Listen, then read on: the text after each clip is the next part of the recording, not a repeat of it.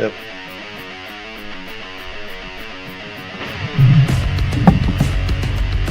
All right, here we go. 1, 2, 3. Ohio political news to the rescue here tonight.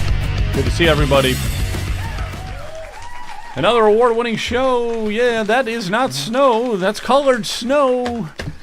Don't go where the Eskimos go. You heard of that. Don't eat any yellow snow where the Eskimos go. You ever hear that? That was kind of funny at one time. I remember that. Brian, what's happening? How you doing? Hello. Good to see everyone. And Jonathan is with us here tonight. Yep, very good. So tonight, we got a couple guests coming on. So we'll definitely be talking with Faith Andrews with Truth Badger News. And Faith, we're talking a lot of precinct strategy, which I think Jonathan has something to say about, and we'll talk with her on that. And we'll get into some property tax stuff with her as well. And at 8 o'clock, we're talking data centers here in Ohio, and these things are popping up everywhere. We're like number 5 in the states, like the 5th state with the most data centers, and we've got some big ones. But the implications with those things is staggering. So I want to we'll be talking about that coming up here in a minute. But everybody have a good Thanksgiving? Yeah, I had a great Thanksgiving. Thank you, Joe. I hope all of our viewers had a great Thanksgiving, able to spend with their family. And these data centers sort of bother me. I'm just wondering if it's going to be a net plus for the citizens of Ohio. Yeah, there's a lot of talk with the data centers, and we'll get into all of it, but there's a lot of talk where it's like profits over citizens. And that's always the case. Yeah, especially when the politicians get involved. So there's so much energy consumption they use, and so much water that they use, and they're getting such big tax breaks. It's like, we're talking about Google, we're talking about Amazon, Facebook, Meta, TikTok. We're talking about some really big multi-billion-dollar industries. And, they're flocking to Ohio because we're going to give them a lot of tax incentives to do so. But so are the other states. But what is it? What are the implications on that as far as the regular citizens? We're going to ask the basic question. What's the upside for the citizens?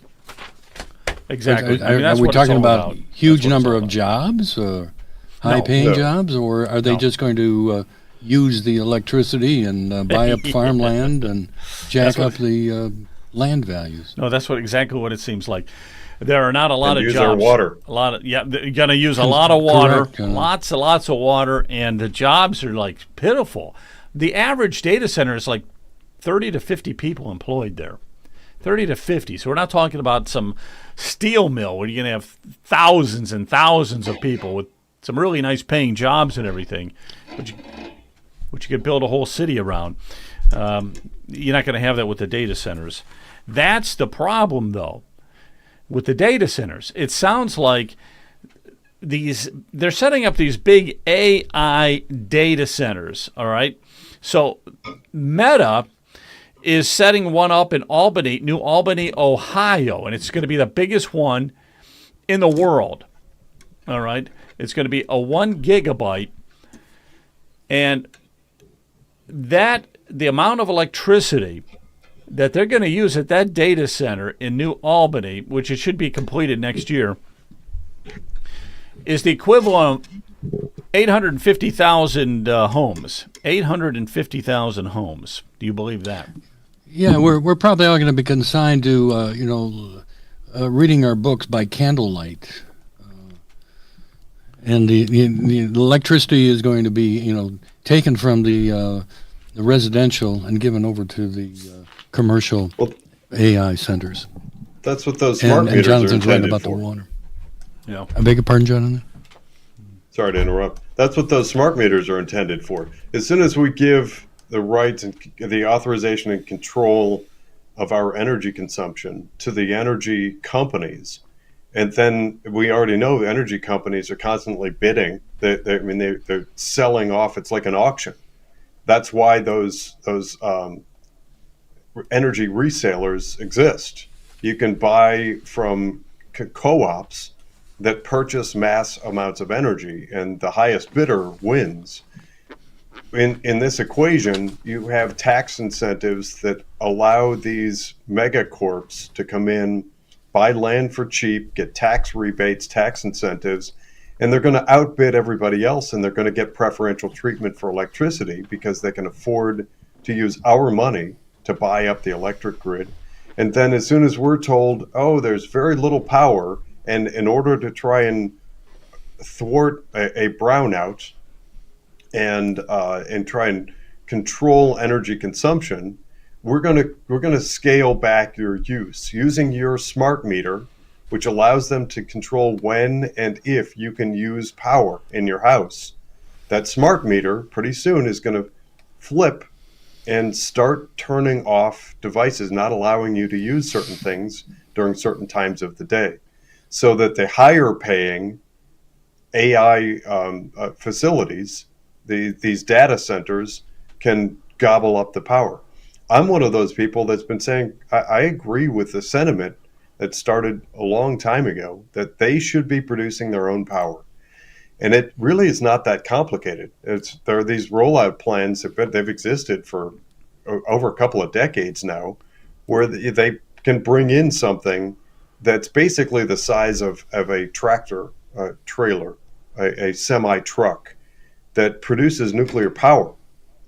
Let them buy the thing and run the equipment that powers themselves, instead of pulling off of our grid and subtracting from we the people's ability to live our lives. Yeah. Because that's what's happening. That's for sure. Yeah, 100%, Jonathan. I agree 100% with that, Jonathan. Yep. Well, we're gonna we'll dive into that with our guest Melissa Wade. She's going to come in at 8 o'clock, and we'll go into all of the data center stuff. I want to put also this up because we have a big event coming, and it's worth talking about.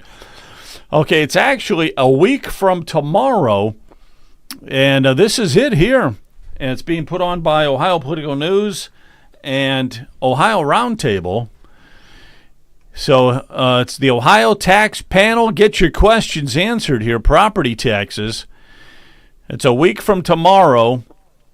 We got John Pleshnik, Tom Zawistowski, Brian Massey. Who's Brian Massey? Brian Massey will be there. Who let that guy in? Wow. Thirsty Cowboy. I've heard good things about that Brian Massey guy. Don't believe everything you hear. So Thirsty Cowboy right there in Medina is really easy to get to. I was amazed. I was there last month for the first time. And so easy to get to, right off I-71, and you're there. And it's a nice facility, Thirsty Cowboy. You know, I was thinking I'd have to be wearing cowboy boots and all this stuff to go in there, but it's just part of one of those malls. The shopping center. Shopping center, that's what it is, yeah. Yeah. So, hey, Joe, can I make an announcement? Go ahead. Yours truly was invited by the Ohio Commissioners Association to speak in Columbus as a proponent for the abolishment of the Ohio property taxes. You'll have to. So on Thursday, Leonard and I are going down there.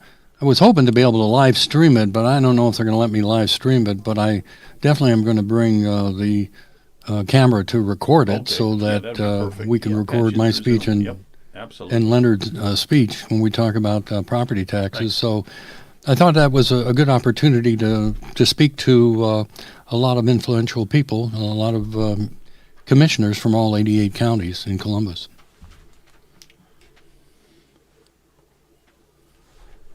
All right. We just got the phone call. George Satari will be joining us here in just a few minutes. But, Brian, you're getting about and doing everything with these property taxes, and it's pretty amazing. But what do you want to say about this event? Anything you want to say? Pleshnik is just, well, he rocks the crowd. He really does. Oh, really, Commissioner Pleshnik.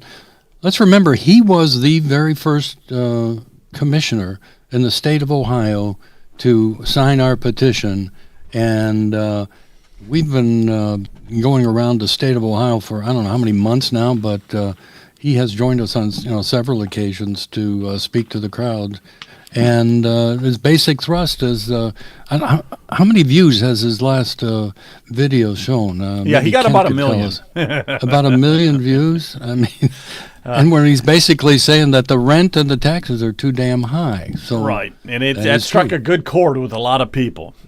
Right, Yeah. right. He does a very nice job. Well, yeah, he did get 1 million views. I mean, we've never had anything like that since. Okay, so so it's not like we're always getting 1 million views, and that was on Facebook. And Tom C is another great speaker. He's been an advocate for freedom and liberty for, I don't know, maybe going on 20 years now with his We the People convention. So he's been very influential, and he does a podcast every Saturday, and people can watch it on We the People convention. Yeah, he's real popular. Also, Chris Galloway is supposed to be there too, correct? Yes. We did invite Lake County Auditor Chris Galloway, and he has gladly accepted that invitation, and we look forward to hear what he has to say. And our committee has talked to Auditor Galloway, for months now, and he's been very forthcoming and really very helpful. He agrees with more things that we're saying than not. So I look forward to what he has to say. So that and by the way, we're going to live stream it, right, Joe? Is Kent going to be down there to live stream it? Yeah, I got to talk to Kent to make sure. If he does not make it, we will. He can drop it off have with somebody me, else and I'll live stream it. Yeah, we'll take it down and live stream it. Yeah, but we will be I- live yeah. streaming the event. It's just whether or not Kent can make it or not, I'm not sure yet. But we Okay. will be live streaming it. Absolutely. All right. Okay, a couple of things here. One is I'm going to test. We do this show live. Okay, a couple of things I want to talk about, and then we're going to have our guests. We're going to be bringing Faith Andrews on. But did you know that there's no more pennies? Did you know they got rid of the pennies, guys? The penny is no It was longer I think it was currency. costing Well, it's 2 or currency, 3 cents to produce a penny, so they thought it has outlived its usefulness. So what Right. happens? Do they round up now, or they're not going to round down as far as the retailers? So they'll probably round up on their pricing. Probably. They'll probably round up. Yeah. So I was reading this here. The last penny was minted on November 12th. We've had the penny for 232 years. I hate to see it go. It's so sad. But it costs almost 4 times the amount of money that it's worth. So it costs almost 4 cents to make 1 wow. cent. So thank God. Just like the government to say, no, we can't get rid of the penny. They've got sentimental reasons. We're not getting rid of it. Who cares if it's going to cost us 4 times the amount of money? But what do we give people for their thoughts now? Nickel for your thoughts? Yeah, it's a nickel for your thoughts with It's not a inflation. nickel, Could be yeah. $1 too. It's inflation. You're right. It's That's a good inflation. question. I'll give you a nickel for your thoughts. Just doesn't have quite the ring to it. It's a penny for your thoughts. Hey, someone with Thanksgiving here, I want to get your two thoughts on this. So, the 5 biggest food items for Thanksgiving. Number 1 is turkey. Number 2 is stuffing. Number 3 is mashed potatoes. Number 4, green bean casserole. What do you think number 5 is? Any idea? What do you think, Jonathan? What would number 5 be for Thanksgiving? What is that? That cranberry sauce stuff? Could be. I could take it or leave it, but I'm guessing that's it because it seems to be a staple. And you got stuffing. Did you say stuffing? Stuffing you got was number 2. Yeah. Mashed potatoes, Right. gravy. I think that green bean casserole. Yeah, that was Everyone number 4. complains about it. I actually don't much mind it, but I will say the odd thing is I haven't had it in probably over a decade. The last time I can't remember the last time I ate any green bean casserole. As much as people like to complain about it, I actually think I kind of like it. Yeah. What do you think But number as far 5 as is? next, You think it'd What's be the that? cranberries or what? What would number 5 be? Do you think? I think number 5 that cranberry relish, whatever that stuff is. The cranberry stuff? Yeah. Yeah, probably. What about you, Brian? What would you have? Well, my number 5 is Brussels sprouts, but I don't think that's really the answer. So we'll have to go with what Jonathan's saying. Probably the cranberries. Yeah, it's definitely not Brussels sprouts. My gosh. I like Brussels sprouts. How could you even think of that? I do too. Bacon. They said it's pumpkin pie. Oh, Pumpkin pie. yeah. Got to put that. But that's the dessert, though. Yeah, that was misleading, Joe. That was misleading. Oh, well, what can you say? And last thing, before we get to our guests. Did I ask the question, though, did you guys have any of that this Thanksgiving? I didn't. I didn't have any of the 5. You didn't? Oh, my gosh. No turkey. Well, sorry, we had mashed potatoes. That was it, but no. But no turkey, and gravy. No turkey. No. Would you eat ham instead? What'd you eat? No, I had a brisket. Oh. I really, does that make me un-American? I'm not un-American, I hope. I think brisket always works. Brisket's good anytime. Yeah, pumpkin pie is number 5. All right, so somebody's in the chat. If you're in the chat and you want to chat it all throughout this conversation, please do that, and we will just zoom right in and try to pay very close attention to your question. Hey, last thing I want to talk about here is the gubernatorial candidates. So Alex Triantafilou, who is the chairman for the Ohio Republican Party, on social media post said that he expects Ramaswamy's momentum to increase following Tim Ryan's exiting. He said Tim Ryan wisely got out of the race for Ohio governor, and he's expecting an even bigger flood of support for Ramaswamy. Triantafilou wrote, "My phone hasn't stopped ringing, and the campaign funds," he says, one word, wowza. He said the future is looking bright! Exclamation point. So, any thoughts on that real quick? I know we've talked about it before, but with Tim Ryan, first of all, jumping out of the gubernatorial race, he must have been afraid. And I'll tell you one thing, Ramaswamy does have a boatload of cash reserve, just a boatload of it. But do you want me to tell you the unpleasant truths or the comforting lies? I mean, you want me to just go along with let's go with Vivek, or I'm not impressed. I've heard him talk, and he's all about abolishing the income tax for the rich, and he doesn't want anything to do with the property taxes. So I'm not voting for him. Not a big fan of Ramaswamy. Not a big fan. I'll support Heather Hill from the Libertarian Party first, because she at least is supporting the issue that we're real big on. Now we'll see when. Probably not, but you asked me about Vivek, and that's my truthful answer. Well, that's one thing I did want to ask you guys real quick, and that is when it comes to Vivek, what is your thoughts on him? I know he talks a lot. He talks great, but is it just talk, or is there some substance? This guy, I'm anticipating that he's going to be this super activist type governor, who something similar to a Ron DeSantis type guy. That's who I'm envisioning. But I'd ask if he's a freedom and liberty guy. That's the if I had a chance to ask him a question, I'm saying, do you believe in freedom and liberty, and how do you assure freedom and liberty for the citizens of the state of Ohio if you are supporting property taxes? I'd like to hear that answer. Mm-hmm. Yeah, Jonathan, any thoughts before we bring our guest on? A lot of thoughts. I've so far not issued much of any public comment on Vivek Ramaswamy.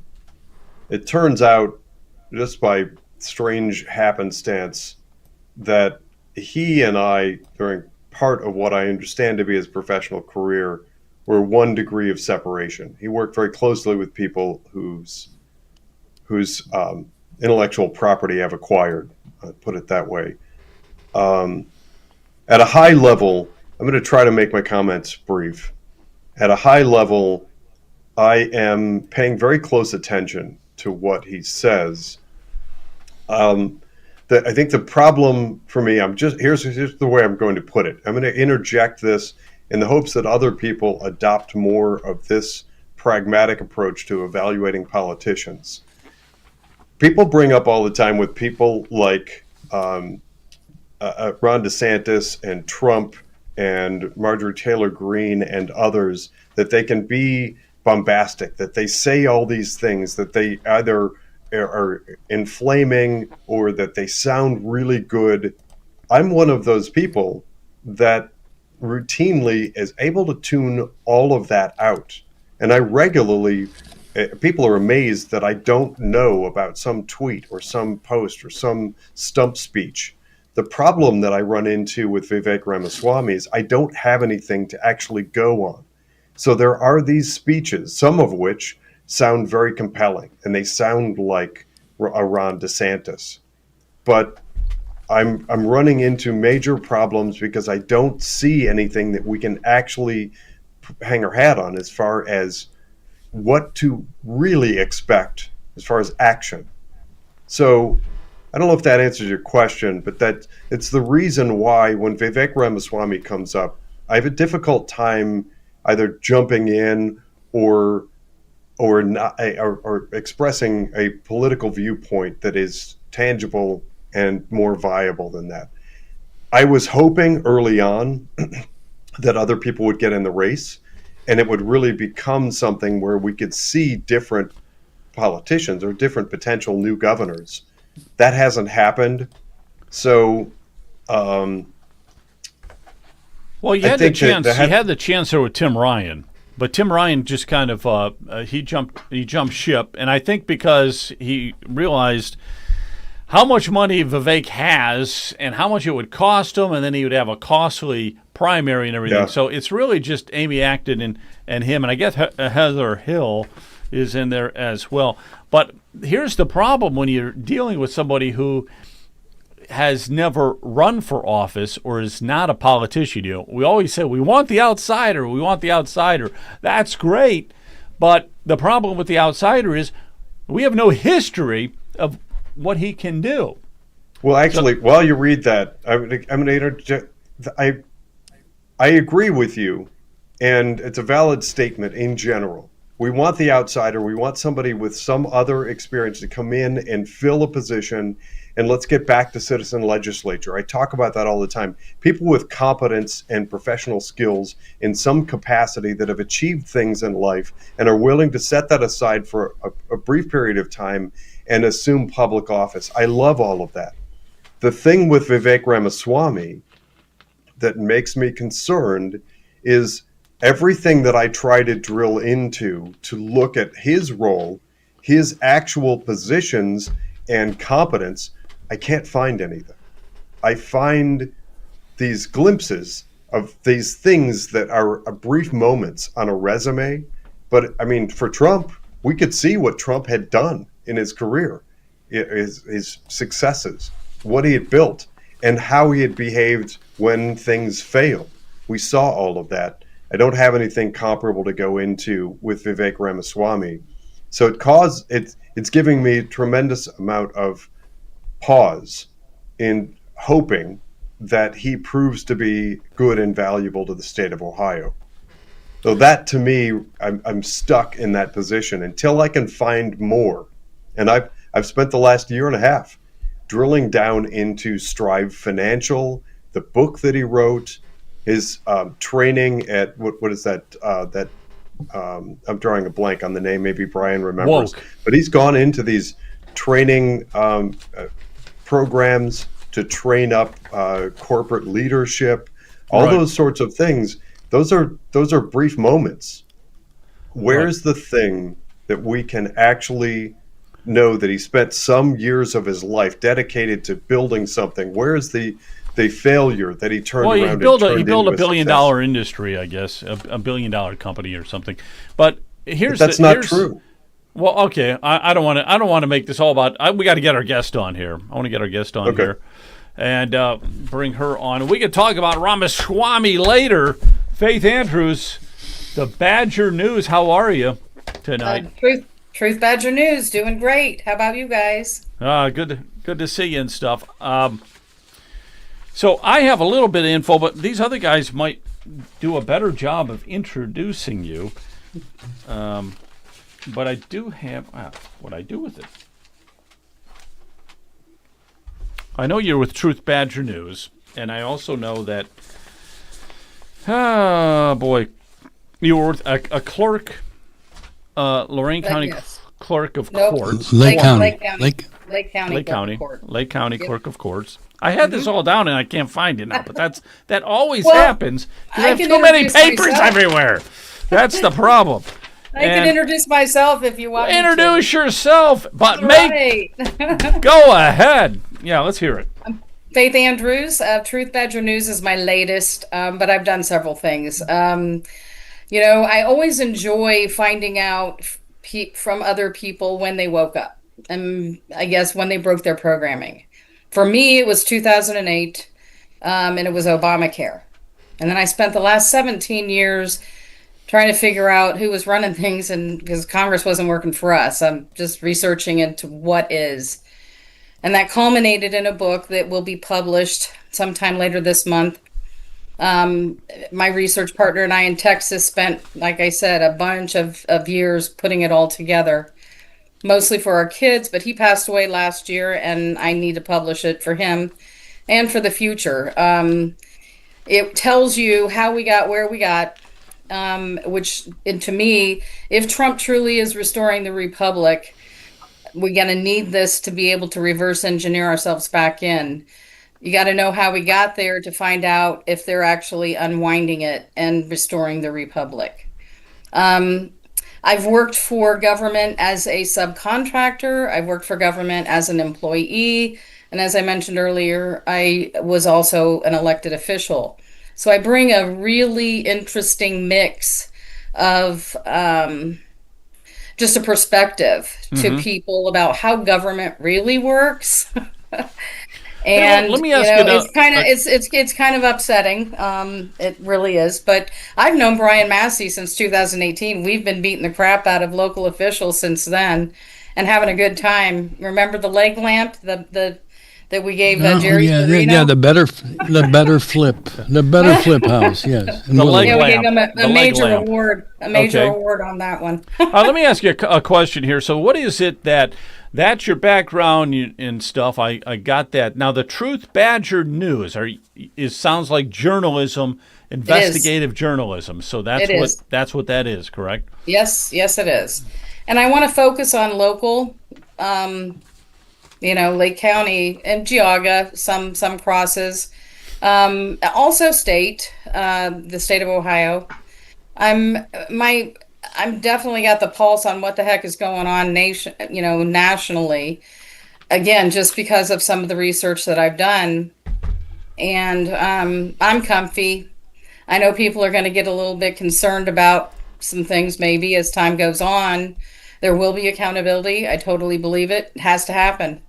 But well, let's do this. Let me move you into some of this precinct strategy, okay? Let's talk about that for a minute. So precinct strategy, I'll give a brief intro here. So it's a grassroots political tactic aimed at influencing party operations and elections by encouraging supporters to fill vacant precinct committee positions at the local level. These are volunteer positions that involve tasks like voter registration, get out the vote efforts, distributing campaign materials, participating in decision party leadership, candidate endorsements, platform development. So a lot of stuff like that. And it works from the bottom up. We're starting from the bottom level, moving this way. It is so crucial in politics. So let's talk about that for a little bit.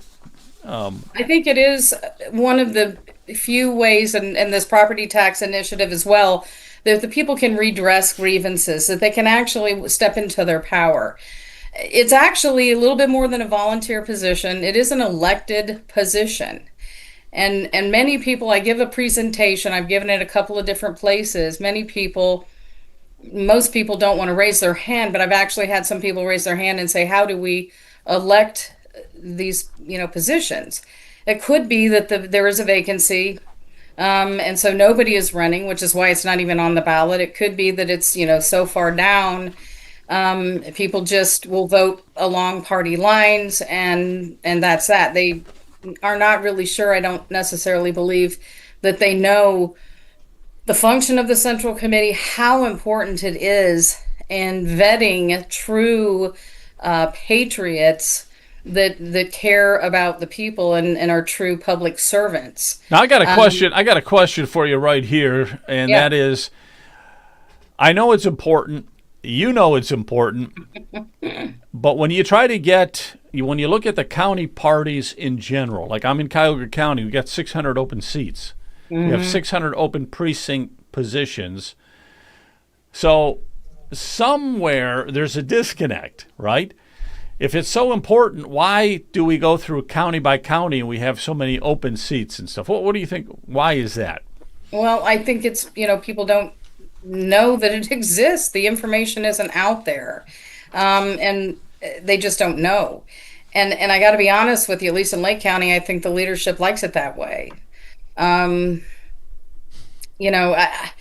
don't know what else to say. Because well, there is one thing that they do that's important is it's the committee people who will vote for the next chairman of the county. The chairman, so you mean the party itself, you mean? The party chairman, yeah. Well, the Central Committee they vote for the chairman of the party. They vote for the leadership. Yes, the full Central Committee does that. Again, I mean, even the Central Committee, the folks that are in the Central Committee, they don't know their true role, and party leadership wants it that way. I mean, a candidate should be knocking down the door of the Central Committee members. To tell, it's our responsibility to vet. Do you know that we can't even, at least in Lake County, we don't even share emails. We can't even get the emails of other Central Committeemen. They do not want us talking to each other at all. Most everything happens at the executive committee level. There's very few full Central Committees meetings. There's one organizational meeting after each primary. And then they have to do full Central Committees, meetings to do certain things like appoint a treasurer, which they recently had to do, and appoint someone to the Board of Elections, which they recently had to do. And then they're going to have to meet again to appoint a commissioner for the third time in Lake County. So these are the times when it's really, really important that you have true patriots in the Central Committee and not people that are there just because it looks good on a resume or it's a great business group to belong to, or, they need a friend, they need something to do. I got into the Central Committee to make a difference, not to play games. All right, hang on one second. I know you're not playing games out there, but a lot of people are. Brian, are you on this Central Committee? No. Hello, Faith. You are the nice to see you. Brian. Good to see you too. I don't know where to start on this thing.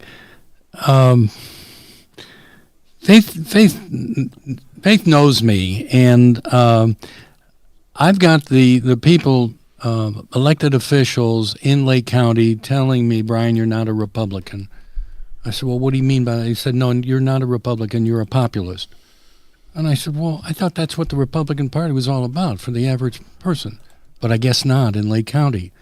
And we now unfortunately have to replace a commissioner because of the untimely passing of Commissioner Rich Regovich, and we certainly feel sorry for the loss of Commissioner Regovich and for his family.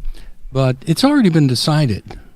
Who's going to take his place? It's the elite in Lake County, the good old boys club. Whether it's both, Democrats and Republicans, they get together. So as far as I know that, Jonathan and Faith are all for this precinct committee, but I don't even know who my precinct committee person is. No one's ever contacted me. And the reason for that is the leaders in the Lake County Republican Party won't disseminate any information, just like as Faith says. They won't even give emails out of the other committee members, so you can't really talk. And that is so that they can control the information. So as much as I'd want to say I'll jump right in and I'll be a precinct committeeman, they would throw me out of my ear if Brian Massey said, well, I want to be on the Republican Central Committee. They just, they bring their pitchforks and torches. Throw you out of there real quick. Well, I'll tell you something. I'm on the Central Committee, and I've never told anyone I was on the Central Committee. So I'm just as much to blame as everybody else. But I do want to say this. If you're in the chat and if you're on the Central Committee, let us know. If you're on the Central Committee, you'd like to know that. And if you have any other questions here. Well, what do you feel about Central Committeemen being elected officials? Do you think that's a conflict of interest?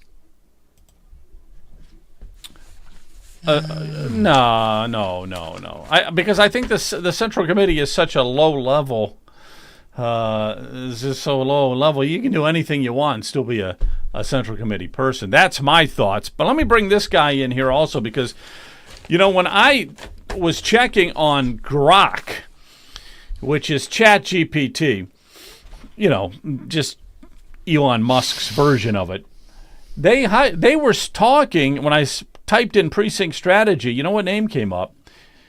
Dan Schultz. And I was trying to see, where's Jonathan Broadbent on there?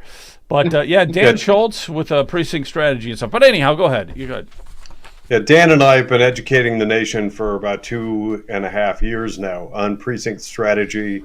A few things. The first thing we're going to have to do if we're talking precinct strategy, I'm sorry, I will apologize in advance, our listening audience, but I need to break your brain for a moment. Most of what you've just heard, unfortunately, is incorrect. There's a lot of misunderstanding about the way that our form of government is supposed to work.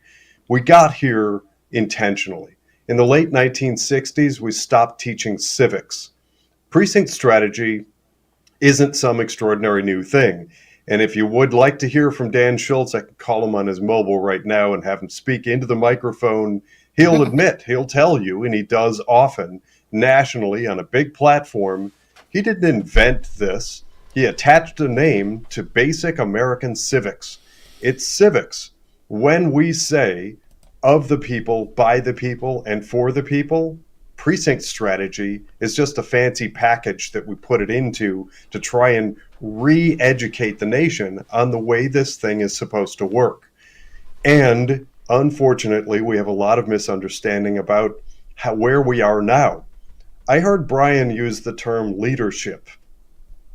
First thing I want to encourage everybody to do is break that terrible habit. There is no leadership. It doesn't exist. It is a misnomer. It is misapplied, and it is intended to delude people into giving up their power. If you go into a Central Committee meeting, there is a chairperson who will typically hold a little gavel, and they will sit up there and say, okay, you speak next, and you speak next, and then after that, you speak. That person has exactly the same amount of power as everybody else in the room. I'm one of those people. I used precinct strategy coming up on 4 years ago. 22 of us in my county decided to run. We helped each other. We encouraged each other. 18 out of the 22 of us won, which gives my county a fighting chance. We are a big part of the reason, perhaps the reason, we've flipped our county. We now have new leadership. We have the things that we wanted on our wish list, and we're actually starting to accomplish conservative things. It's that reason that precinct committeeman is referred to as the most powerful political position in the world. It's more powerful than the U.S. government. It's more powerful than Nancy Pelosi, Donald Trump, or anyone else. Precinct strategy. I know that it sounds strange to hear me say that, but it's absolutely true, and I'll give you an example. If you decide you want to do something, if you decide that you want to ban chemical aeration spraying, or you want to ban electronic voting systems, if every county in the United States passed a resolution that they want something, and that comes from people like me. I've made resolutions, I've pitched them, and I've gotten them passed. I've gotten other counties to consider the same resolutions, and sometimes lots of counties, and sometimes even a whole state will demand something of the Republican Party. When that happens, I can tell you that whatever issue it is, closing the borders, boosting police, banning electronic voting machines, I don't care what the issue is. If every county in the United States passed a resolution saying that's what they demand, I can tell you that within 72 hours, Washington, D.C. will shut down and accomplish whatever it is we ask. Period. No ifs, ands, or buts. I don't care what CNN says. I don't care what MSNBC says. We will have that thing. That's the reason that this system got broken 50 plus years ago, because the bad guys, the communists, whatever you want to call them, they know they can't accomplish their mission if we, the people, understand the power that we have. Yeah, When we use but we have to strategy, understand we that, invert the triangle and stop that top-down mentality, like D.C. dictating and Columbus dictating. Yeah. Okay. So I want to bring Faith in here. If we have any questions for Faith, because she's our guest here tonight, give us your understanding then, Faith, of the whole precinct strategy, the importance of it, what we should be doing. What would you say to all that? Well, I completely agree with everything Jonathan just said. The people need to step into their power. One of the first things, I mean, it's a quick, easy way. Well, I don't know how easy it is because it's still elections. It is an elected position, but it's an easy way to flip your county, to take control of the Central Committee for the good guys instead of the rhinos, instead of the uniparty. Look for vacant seats. Try to find patriots. Do the vetting of the individuals so that they're there and they know what their job is, and they're not there for the wrong reason. Bylaws, things need to be. The biggest issue I have, the two-tier system of justice starts in Lake County. When you've got Jerry Serino, a sitting commissioner at the time, Republican, endorsing a Democrat, he should have been censored for that. Other people that were central committeemen that were endorsing Democrats over Republicans that were running for office here in Lake County. Nothing ever happens. The one guy they decided to finally censor was Jim Walsh, who, I guess he was just, at the wrong time or something. I don't know. Maybe they got the word that it was okay to censure him. He was a pain in the patootie to a lot of people. Willoughby Hills, that whole disaster. So they censured this guy for doing it, supporting his boss, who was a Democrat, against me, the Republican. So that was out of the gate. Me as a clerk of courts, the party is censuring my IT guy. And he ended up losing the next election. So he's no longer on the Central Committee. But my point was, why censor this guy when you had a guy like Jerry Serino endorsing a Democrat for a township trustee position that he doesn't even live in? So if they don't, apply the bylaws and censure and reprimand or everything across the board, at the lower level, and it's pay to play. Let me ask you this. At the higher level, and how in the heck do you get past the fact that it now costs $300,000 to buy a commissioner seat? If you have control of the Central Committee, that doesn't matter. Okay, let's do it this way. Yeah, that's true. If the Central Committee were running the way it's supposed to run, can you tell us what is the role and how does a person become a committee person and stuff like that? Because there's probably people listening who have no clue what it is. Okay, so if you want to take a look at the statute, the Ohio Revised Code 3517.03 is the controlling statute. It's only a page and a half long. It's the governing body of these political parties. Each one of these precincts, Ohio is divided into multiple precincts, and there's 163 in Lake County, about 1,000 voters per precinct in Lake County. So each precinct has an elected official, a central committeeman. And those voters are their constituents. That's who we are working for. And we're supposed to be interacting with those voters in our precincts to talk to them about who we think, again, for endorsements and things of that nature. Also, issues come up. We have the ability to discuss these things and should be discussing these things with our constituents to find out what they think. We should be caucusing within our districts, and there are 21 districts in Lake County. So each one of those districts have several precincts in it, and those folks then should be coming together. Again, we should be caucusing with our other central committee members, especially those within our district, so that we can basically do the will of the people. And our job, really, this is what these people are counting on us to do, is to vet true, not just get Republicans elected. We need to get good Republicans elected. We need to get MAGA people elected. America first, folks, Lake County first, or whatever county you're in, Ohio first.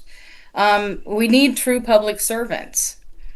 And I heard you guys talking a little bit about Ramaswamy at the beginning. Yeah, he's a businessman. I'm tired of the same people coming up through the political system. They're already comped by the time they get up there. We need the outsiders. So, and I feel your pain, Jonathan, on some of that kind of stuff. I mean, a lot of what I go on is what he said when he was running for president. He was out there telling the truth, and he was saying things that a lot of other people wouldn't want to say. So what you need to do is you need to see if your precinct is vacant first. And even if it isn't, have you heard from your precinct committeemen at all? Probably not. If they're anything like me, they've never heard. Nobody knows. I mean, not even a letter. I've never sent a letter or anything. I usually do before every election. I send out a letter to every one of my constituents, and it's a personal handwritten letter. Well, it's typed, but I sign it, and I send it out to everybody to let them know, my personal feelings about things. And I'll send a slate card, if there are people on there that I think should, deserve the endorsement. But I mean, even the endorsements, most of them are done at the executive committee level. I think every endorsement should be done at the full central committee level. So you run for office, and it's in the primary, and there are 2-year terms, I believe. 2-year terms. Some of them can be 4. That depends. But in Lake, it's 2. And your responsibilities, like I said, really are to get to the bottom of who the best candidates are. And I'm here to tell you some of them that are being endorsed, and some of them that, we don't even have.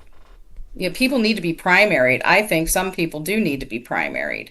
So there's nothing wrong with a primary. That's the American way, so to speak. That is the American way. I'm going to get Jonathan back in here. Go ahead. Yeah, I've commented. If you find me on X, you'll see me. I've made this comment probably 10,000 times. There's only one way to primary. One. So all this talk about back when Adam Kinzinger and Liz Cheney and all those ridiculous rhinos were supposed to pretend like they were Republican, that was ridiculous. There's one way to primary, and that's control the slate card. Unfortunately, we have the vast majority of Americans don't pay attention to politics. So whatever the name is that shows up that's endorsed in your county, so if it's a Lake County commissioner or if it's a re-election of somebody, in that midterm election. Those are typically low turnout. Very few people actually go to vote. Those who do typically pay attention to that endorsement. That slate card is gold. That's why, unfortunately, in this Rhino run system, we have the overwhelming, something like 99% of these horrible bad guys who do horrendous things. They can vote in line with the Democrats 100% of the time and be caught cheating, robbing, and stealing and abusing the system. As soon as the re-election shows up, if their name's on the slate card, the chances are overwhelming that they're going to get reelected. That's where precinct strategy comes in. It's another advantage of precinct strategy. Right. If you control that slate card, that's a whole different ballgame, because when that person goes to rerun and you replace their name with somebody that you vet who's a better candidate for that position, who might actually put the American voter ahead, the American citizen ahead of some political ambition or their own personal wealth gathering, as soon as you control that slate card, then you can primary. Until then, it's all just talk. All this fluff, you see it all over X. Everyone's like, hey, we should primary that person. Yeah. What is it exactly you think you mean by primary? What you mean by primary is find a better, worthwhile opponent to run against them and then get them elected. Try and find somebody you can get elected who doesn't Right. have an endorsement. Well, and then again, as long as you can control the slate card, as long as you don't do, there's no shenanigans. There's an official slate card, and then there was multiple fake slate cards. What do you do about that? And that happened in Lake. There was like 3 fake slate cards that came out in the last primary.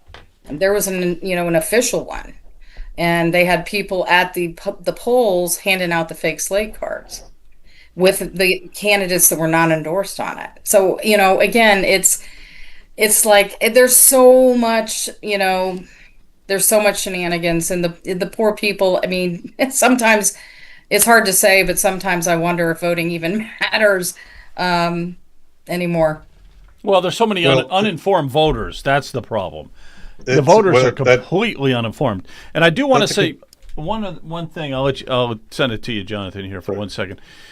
But I just want to say one thing. We're gonna be talking about data centers here probably in about 5 minutes or so. So we'll be switching topics, and I don't mean to cut anybody short, but we can always have you on again, Faith. But we're not done yet.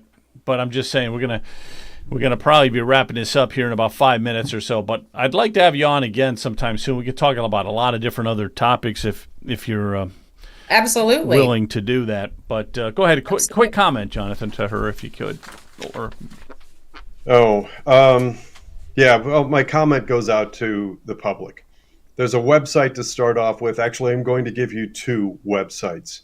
For Ohio, we have a dedicated website. It's ohioprecinctstrategy.org. ohioprecinctstrategy.org. The mission and intention of that, I don't run it, I know the people who do. The intention is to get focused information on Ohio's 88 counties and get better people into those positions of power. Because right now, what we have is an inverted triangle, or inverted pyramid, rather. We've that sort of top-down, kiss the ring mentality. We need to flip that so that we, the people, have the power in government again. Precinct strategy does that. That's what it's there for. And it is basically, it's just civics coming back again. There's also a national precinctstrategy.com. My friend Dan Schultz runs that. If you want to come and join us, find my profile or Dan's.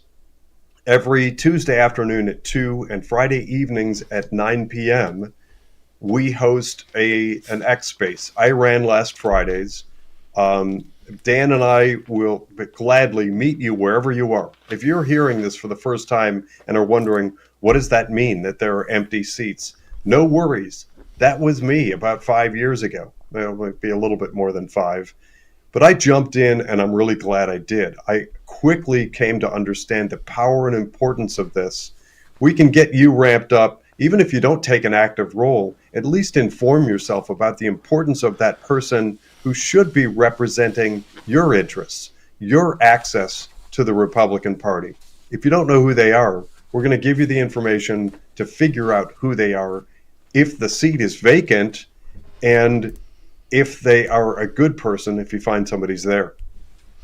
The other thing I would say, too, is talk to your county chairperson and find out what precincts are open. If you're unfamiliar with it, that's the first thing I would suggest. Get a hold of your county chairman for the Republican Party and then work through them.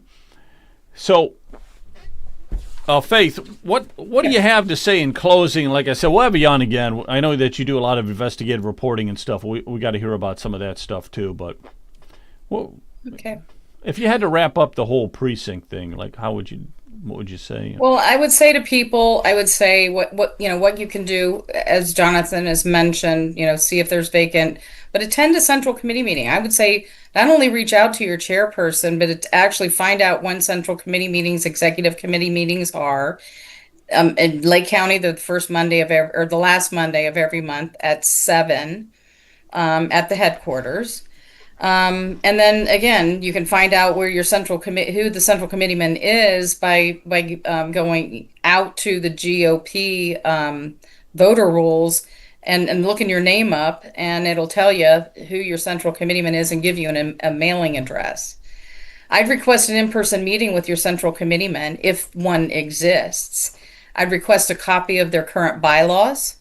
And then I would also request a copy of the local party platform, as well as get a copy of the state platform.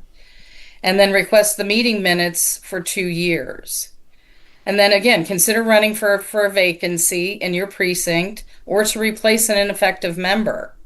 Demand accountability of your party central committee to get constitutional America First public servants elected. Make them accountable. Make sure that they, keep the promises they make during election season. And as part of that, there should be reprimand built in for those who do not. And then they don't get endorsed again. How can you identify an ineffective deep state uniparty member? How involved are they?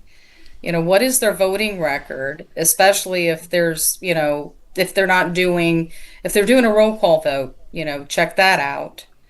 And have you ever received a call or letter from them? As Mr. Massey says, he doesn't even know who his precinct committeeman is. And some other questions, and I sort of brought this up. Should elected officials or spouses of elected officials serve as central committeemen? I think at some point there can be a conflict of interest, especially if you're part of any kind of decision making at a higher level of who gets money. If you're the district voting member, you're voting to endorse yourself. If you are a good guy and ethical or gal and refrain from that, then your district isn't represented. Now, you could get somebody else to come in and do the voting, but I mean, this is where the conflict of interest kind of comes into play, I think. And maybe I think should just be a little bit more above board. And then, like I said, just that this is the easiest way, a peaceful way to get back to the way things used to be at the bottom, by the people, for the people. And it starts right there. Everything starts right there. Yeah. From the bottom up. Yep. The grassroots. Yep. And then work your way this way instead of the big wigs at the top making all the decisions, which is right. What we have too often with politics. Yeah, this is grassroots. Yep. All right. Well, thanks again. Appreciate it. Thanks for having me on. Thank you very much. And I'll be happy to come on any other time. Yeah, we'll have to have you on. We will have you on. Thanks, Faith. Thank you very much. Thank you, Faith. God bless you. Bye, guys. Bye. All right. We'll go to our next guest, which Melissa Wade. Correct? Melissa Wade. How are you tonight? It's good to see you. I'm very well. Thanks for having me on. Thank you. We're going to talk about the data centers and stuff, and I really thought that this was an interesting topic. Maybe not originally, But as I started digging into stuff, and then you sent some information over, and I started reading it, it's like, yeah, we got to talk about this stuff because this is big in Ohio. And again, I would say if you're in the chat about this as well, because this is big stuff. I didn't realize how big it was, but let me do this here. You're going to have to, and I apologize, but you're going to have to give a little intro to yourself, because I know we talked a little bit on the phone and stuff, but Yeah. I don't even know where you're located. Where are you from? I'm actually in Trumbull County. Okay. I'm just outside of Youngstown. I'm a couple Okay. miles north of Yeah. Youngstown. Yeah. Gotcha. Thought so. Okay. And you're just like an activist. You're an activist who's interested in data centers. I'm on Central and Executive Committee in Trumbull County as well. Okay. Excellent. So I should have threw you on. You could have talked a little bit about the precinct strategy and stuff. All right. Yeah, I had so much to comment because I'm getting absolutely nowhere. It's a good old boys system, and it's really unfortunate. Well, that's a common theme that we hear from everybody. It's just it's a good old boys system, and that's why it's so important. So that you start from the ground level, the grassroots level, and you can work your way up and get the people in there that you want. But let's talk about these data centers. So here's some. The Ohio's data center, they're flocking to Ohio, which we're like the fifth highest state with data centers, which is kind of amazing. And we have this sales tax exemption. And let me tell you what that is about. So it's a deeply flawed giveaway that hands partial or full exemptions from state sales and use taxes to tech behemoths like Amazon, Google, Microsoft, and Meta. So they're paying no sales tax on any of this equipment. For instance, servers, cooling systems, generators, any construction materials. Okay, so we're losing the tax money for all of that stuff, but that's to pull them in. That's to get them here. So my thinking was, well, there has to be a balancing act here. So we're giving them that. We're also saying they don't have to pay any property taxes. And some of these facilities are just mind-boggling how big they are. And they're all, we say they're data centers, but so much of it is dependent upon AI, the new AI technology. So it all sounds really cool that Ohio is going to be a leading push in the AI, which is the future, which is the present, actually. But the problem I have here is what are we getting from them? And it seems like these data centers have very few people that work at them. The average data center only has about 50 people, which is nothing. I mean, 50 people, you got that at McDonald's and stuff. So when you were doing your research, was that some of the stuff you came up with, or? Yeah, and the more I dig in, there's really there's no good here. The more I dig in, the more I'm just absolutely horrified. This is part of the AI rollout that Trump has just talked about all over the TV. He had Larry Ellison on second day of his administration talking about mRNA vaccines and the AI rollout and the $500 billion he's going to put into it. These tech giants are just coming in and buying up all of our land. Land that could be put to better use, getting tax breaks while we're getting taxed to death. Young people cannot even afford to buy homes anymore. This is kind of akin to how BlackRock's buying up all the homes. We've got AI data centers coming and buying up all of our land, farmland, residential. They don't care. They're buying it up everywhere. It's coming to everybody's backyard. That's a problem, buying up all that property, and then we don't get any property tax revenue from them. And the sales tax, we're losing that. And then I was trying to look into what is it that we're getting from them? What kind of revenue stream? And it doesn't seem like there's any kind of digital tax on this. So it's a little bit of a mystery. I also, before I go any further, I think we have another guest that joined us. George, are you out there? George? Satari? Yeah, Joe, can you hear me? I hear you. So you're just on phone with no video, correct? No, I'm on a tablet, but my camera doesn't work the best, so Yeah. I don't look the best anyhow either. So you'll have to just go with my melodious voice over here. Which is music to our ears. I know. Okay. It's good to have you on, George. Thanks, appreciate Joe. it. Thanks, Joe. Sorry I was running late. It was a rough weekend. I had meetings and relatives and friends and clients from in and out of town, and got to see my 4 beautiful grandchildren under 3 this weekend or over the Thanksgiving. So it was a great joy. Had some friends come in, had some clients. So I thought the podcast started at 8, so my apologies. I'll make it up to you another time as well. Yeah, no problem. This is kind of a laid-back format. I'm just glad you were able to join us. So we have Melissa Wade with us here tonight, and the conversation is all about these data centers in Ohio and how big they are. I mean, how much electricity they're using, the water consumption, the free property taxes, no sales tax, all these incentives to get them here. But it's coming with a price for Ohio, and I'm wondering, is this just to accommodate big tech, or is it going to benefit the everyday citizen? That's kind of a problem we have here. Joe, I have to speak on that because Vivek Ramaswamy has been very vocal about wanting to turn the Ohio River Valley into the next Silicon Valley. And so, I think he's a Trojan horse for this agenda. This is all very anti-privacy, anti-freedom. I mean, well, Vivek, if he is big tech and he gets in there as governor, then he's going to be pushing for all this stuff. I gotta see if Brian has a question on it. What's your thoughts, Brian? Well, I would ask the politician, what is in it for the average citizen? I mean, if they're not going to bring jobs in, are they going to share their profits with us, or so why do we need data centers? I don't understand that. It's the oligarchy, Brian.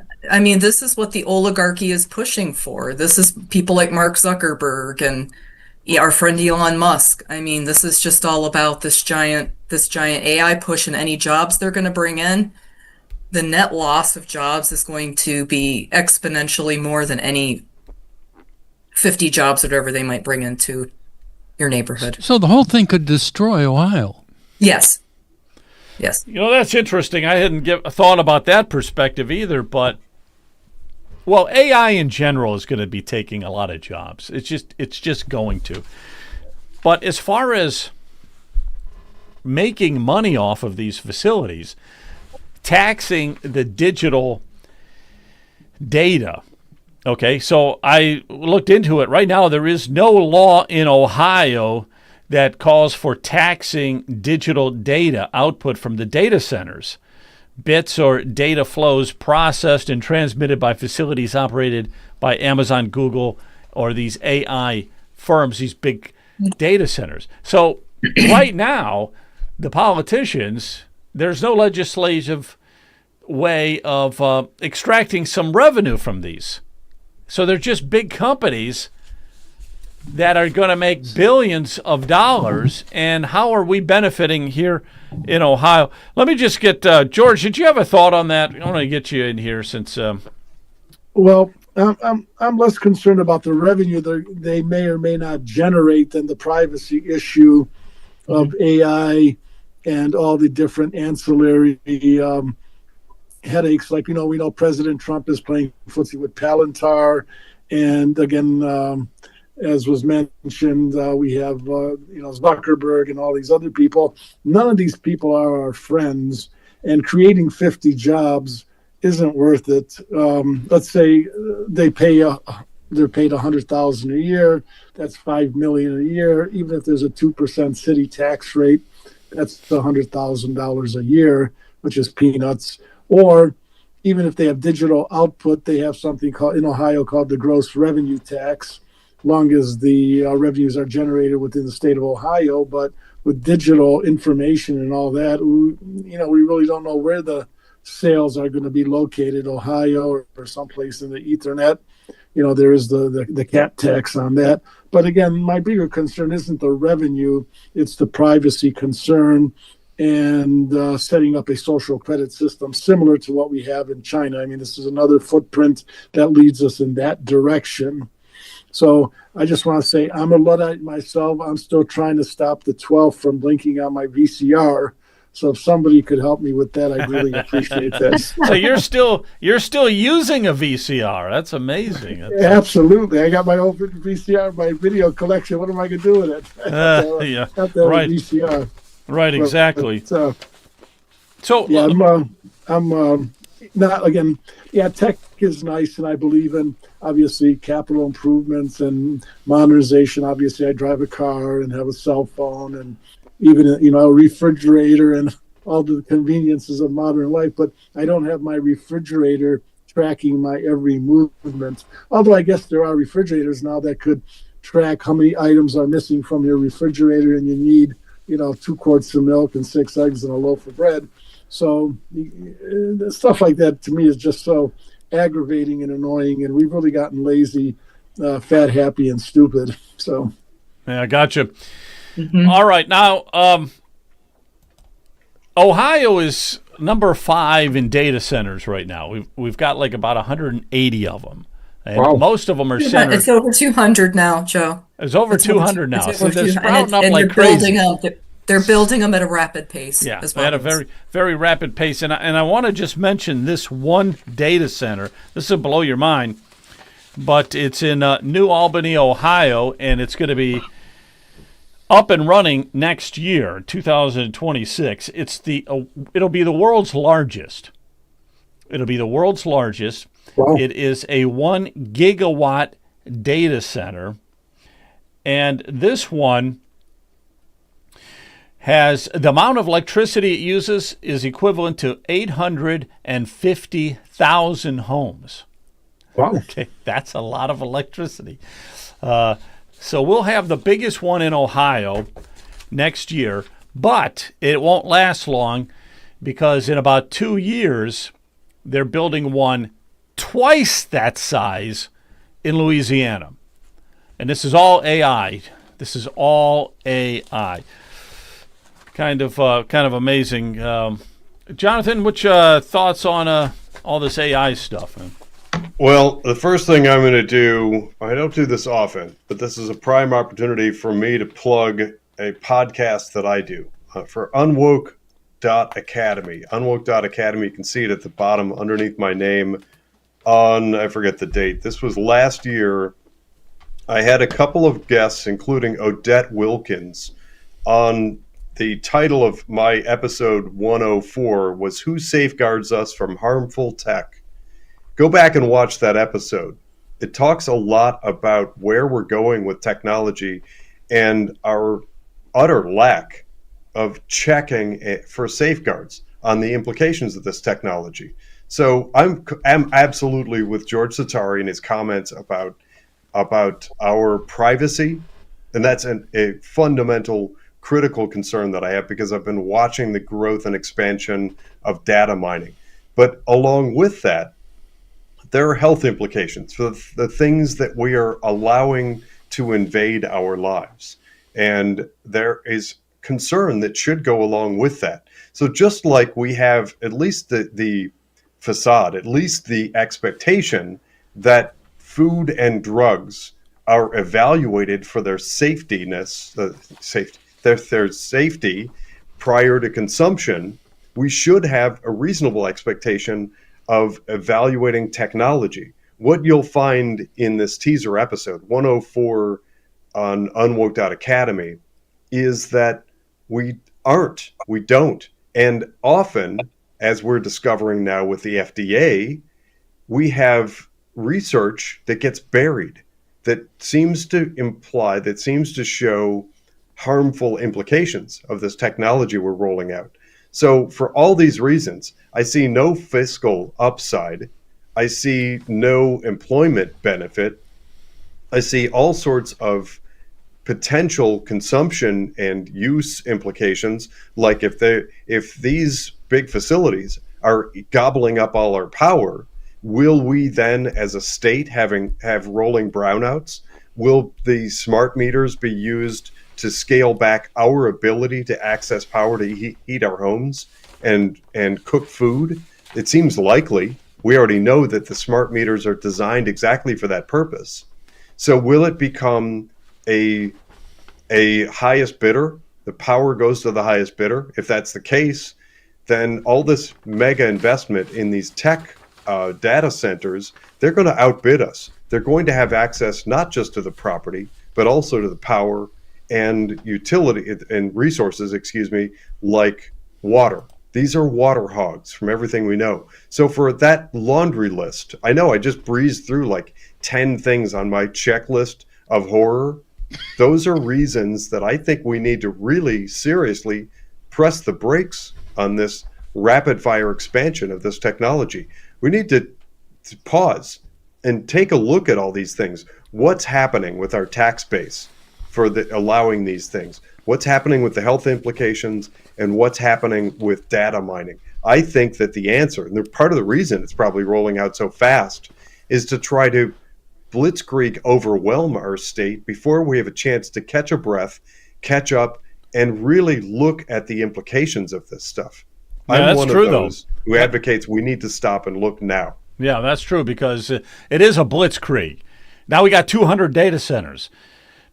You know, I was looking at some information. We had 180. Now we got 200. I mean, they're just sprouting up everywhere. But put that one chat up for a minute, Kent, would you? They require an enormous amount of water, and the noise they bring is horrible. Virginia is being inundated with these centers. Yeah, Virginia is like number 1 or number 2 on the list. They're ahead of us. What does this one say? The stories I've seen on data centers show people dislike living by them. They are loud. They raise electricity rates in the surrounding area. Yeah, absolutely. So let's go back to Melissa here.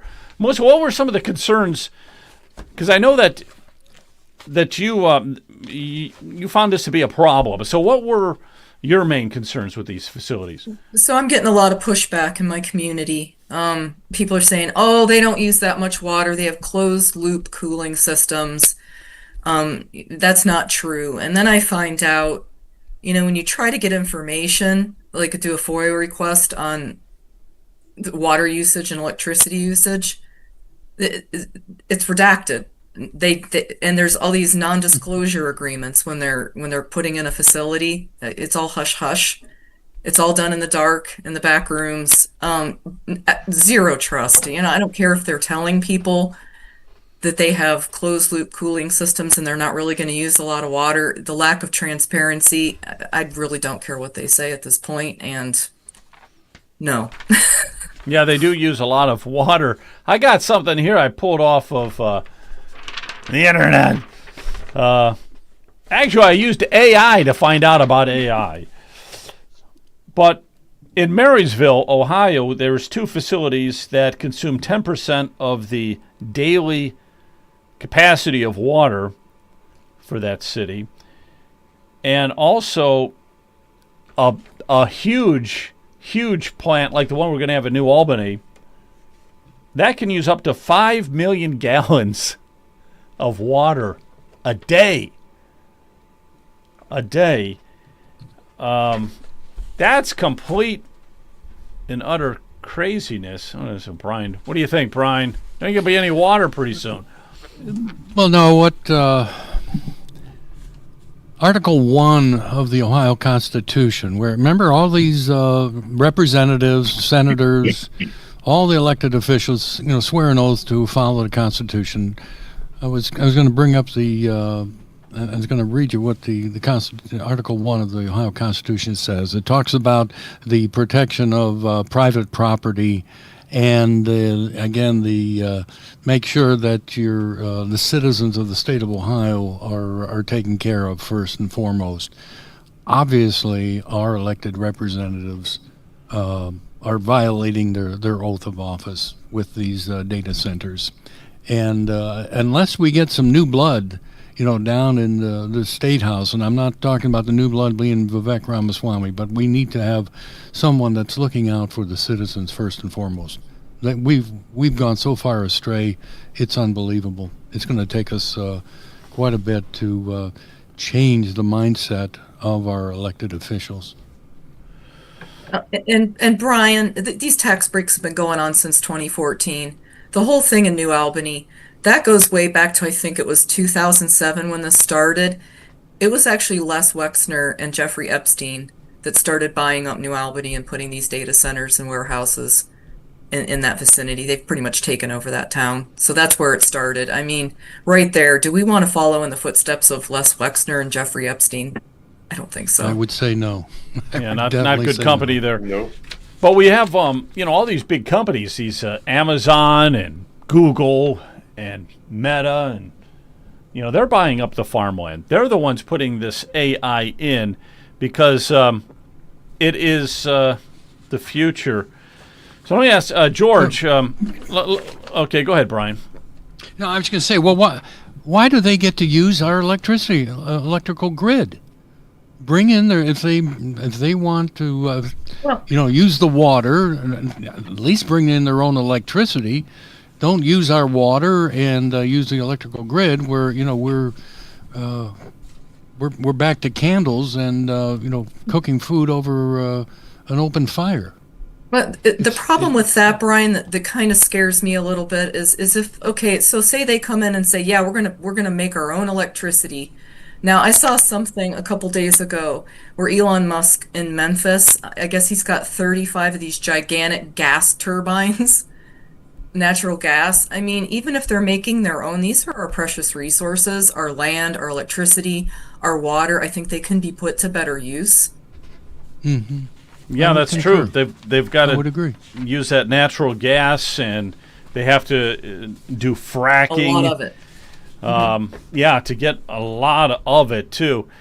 And those natural gas facilities that you're talking about to generate their electricity, that also is they don't pay any sales tax on any of that. Right. So, and it's very polluting too. They're very polluting. So we're let me get George in here. George, are you out there? Yes, sir. Here I am. What benefit are we going to get from these things from Ohio? What benefit do we get, do you think? Well, it seems like we're not going to get jobs. We're not going to get taxes. We're going to get pollution and noise and everything else. So I don't know. Obviously, there has to be a broader agenda. Like I said, I think the broader agenda is to mire us down in some quagmire that's similar to the social credit system. And my question is, if Ohio has 200 of these, how many do we have nationwide, and who owns these? So nationwide, we probably have a couple thousand. Who are the majority owners of these data centers? And again, I'm sorry, I checked in later to the conversation, but what exactly does a data center do? Just collect data that I went surfing on my phone for toys for my grandkids so I could get some kind of feedback and say what toys I should buy. What exactly do they do in these data centers? Yeah, first of all, it's AI. It's all for AI. Okay, and I don't know what they do, but they are so big, and they've got all these servers and all these cooling systems and generators.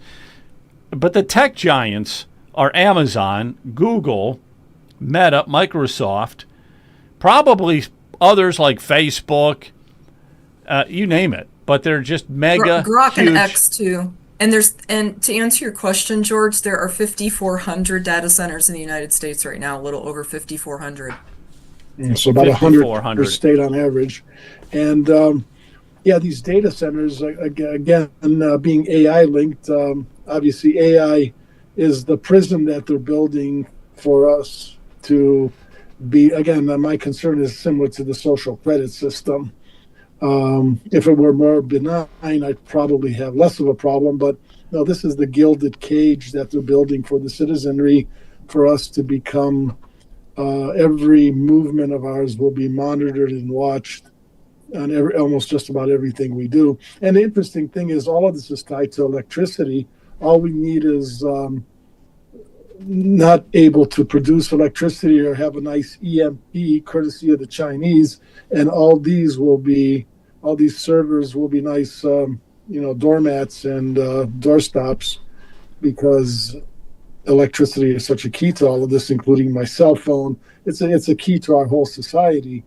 So I think the electricity should be better allocated, first of all, for the health and welfare of the citizenry of the state of Ohio, and producing real wealth, such as cars and steel and refrigerators and different things. So I think, these definitely need a further investigation by somebody. But when you have Trump backing all of this Palantir and the different things that he's backing, it's going to be very difficult. We're going to need, like Brian says, a new blood in our state house.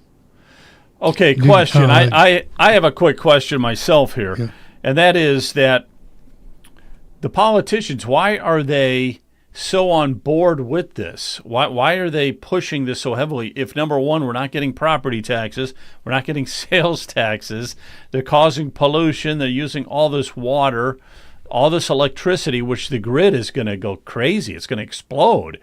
People are not going to be able to get electricity. The common citizens are not going to be able to get the electricity they need at the rate this is going.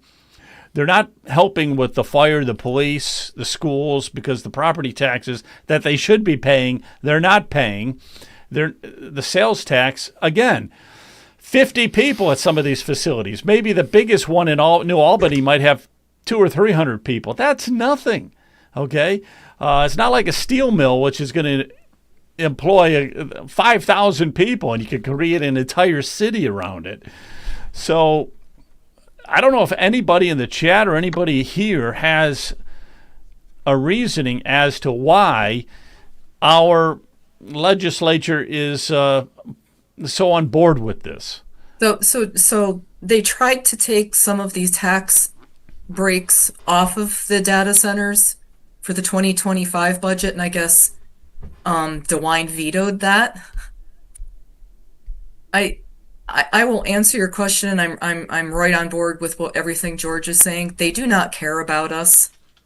They are encouraging us to build our own prison. That this is about the oligarchs and control. Period. Wow. I mean, there's no way to sugarcoat this, and they've got people so addicted to this tech, and some of this is data storage, and I get a lot of pushback. Well, like, you're using your phone and we're talking on Facebook, right? So, therefore we should just be accepting this tech takeover. You're a hypocrite. And it's just like, but we do not have to accept where this is going. We have 5,400 data centers. China has 450, and that's a high estimate. All right, I'm going to go around one last time here. Go ahead, Brian. Yeah, a question for Melissa. I had read that some of these data centers are for Bitcoin manufacturing, and those facilities are extremely noisy. Is there any truth to that? From what I gather, yes, that's true. That I guess they're the noisiest of them. And also, this push for digital currency, that's the other agenda that comes with this. And I almost feel like they're creating a bubble with this, and they're going to crash the economics. It's going to crash, and then they're going to say, we need to fix this and bring in a digital currency. So I think that's also part of the agenda. I think we need to go back to a tangible currency, a gold-backed currency. I don't like any of this. It's getting more and more not based in reality. And I think that's a recipe for disaster. And I also want to say, before we stop, we need tax breaks for small businesses, property owners, and farmers, small family farmers who are going to do right by the land and not, do this industrial farming. Those are the tax breaks that we need, and we cannot accept this. This is unacceptable. All right, Jonathan, you got a final thought on it? I do. There's an important concept everyone should know about. It's called peer-reviewed.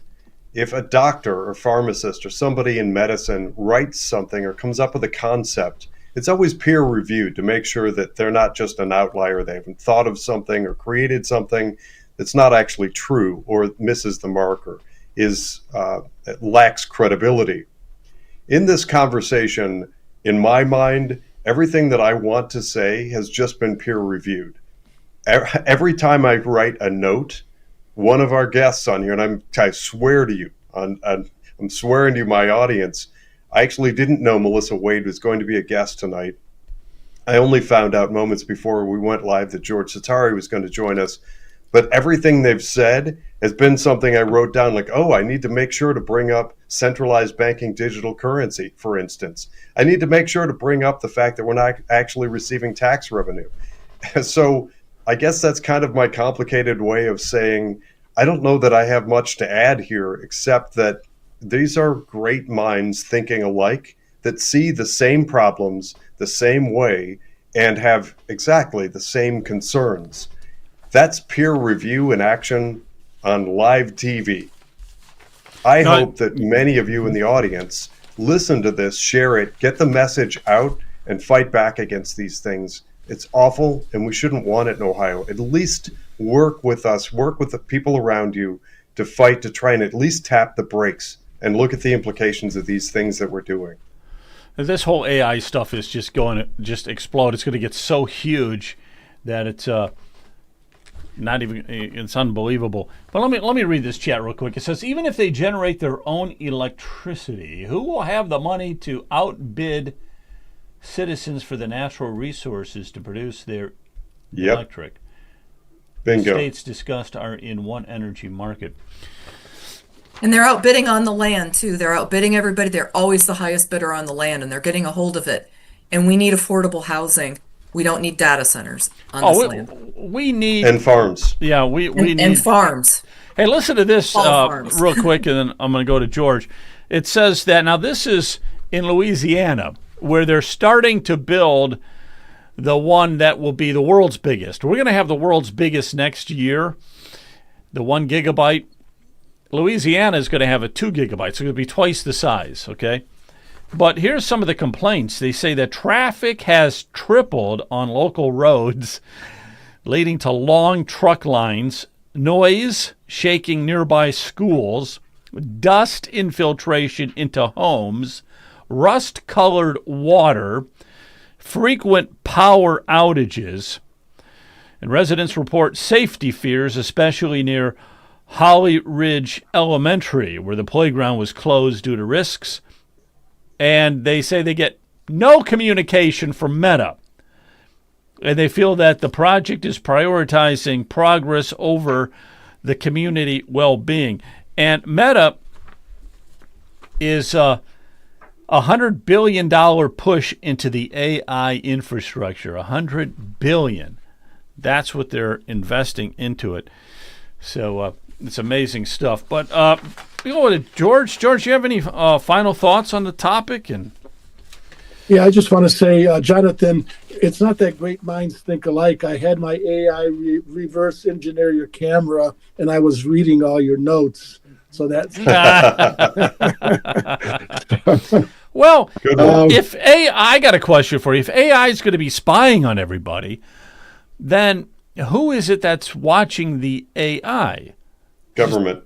Just the government? The government and the tech oligarchs are working together clearly. I mean, Trump has had Zuckerberg and, Bill Gates. All of a sudden now climate change isn't the thing anymore because the agenda's changed. So the talking points, the narrative has changed. So now, it's not climate change anymore because now they know that they need to build, God knows how many power plants or whatever to feed these things. So that's who's doing this. Climate change is becoming a boring subject for them. Joe, my final thought and question is, Melissa, do you have a website or a map? Because when you say there's 200 data centers in Ohio, I thought maybe there's 5 or 10, and we're going to have 10 or 20 in the near future. But 200, do you have a map indicating where these are located? I mean, you can find stuff online, and I do want to say that when I was doing my research, I did look at the AI overview. And I noticed that it gives different answers sometimes depending on what you put into the search, like how you word it. So I don't know how much you can trust all that, but you can get information online about how many data centers there are, and I do believe there is a map. I do recall seeing a map. You know, I Yeah, plugged and- it. Yeah, go ahead. Go ahead. Yeah, and again, besides creating Bitcoin and AI and all that, what exactly? Why do they call them data centers? Why don't they call them AI facilities or Bitcoin creation centers? What data exactly are they collecting on the citizenry? And at what point will all these 5,400 centers aggregate all their data into a master conglomeration? I'm looking at going to Europe next year, and I was talking to my client there, and he said, "Yeah, you're going to need a visa to go to Germany, and then when you check in, they will scan your retina and your facial recognition software, and that'll go into a database."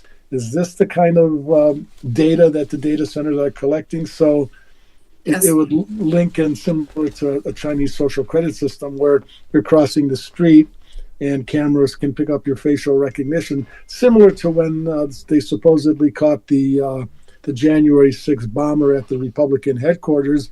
It monitored and measured the person's gait, the bend in the knee, the size of the steps, the size of the shoe, the way the shoulders move when you walk. This is some scary stuff.